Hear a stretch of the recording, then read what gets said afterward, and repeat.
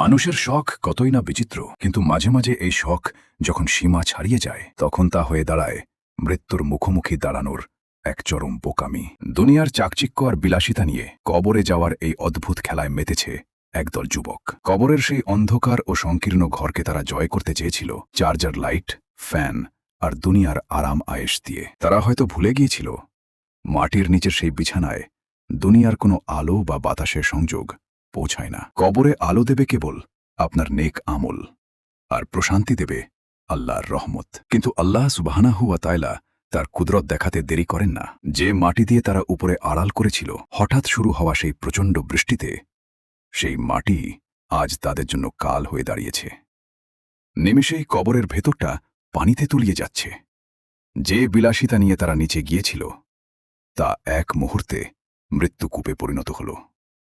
মাটি খুঁড়ে যখন তাদের বের করা হল তখন তাদের চোখে মুখে কেবল মৃত্যুর আতঙ্ক। দম্ভ আর শখ নিমেষেই ধুলোয় মিশে গেছে। কবরের আজাব থেকে আমরা তো এভাবেই বাঁচতে চেয়েও পারব না, যদি না আমাদের সাথে ঈমান থাকে। হুইলচেয়ারে বসে থাকা এই যুবকটি আজ হয়তো উপলব্ধি করছে কবর কোনো খেলার জায়গা নয়।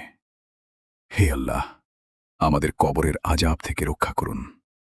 দুনিয়ার এই তুচ্ছ প্রদর্শনী বাদ দিয়ে আমাদের পরকালের আসল ঘর সাজানোর তৌফিক দান করুন। আমিন।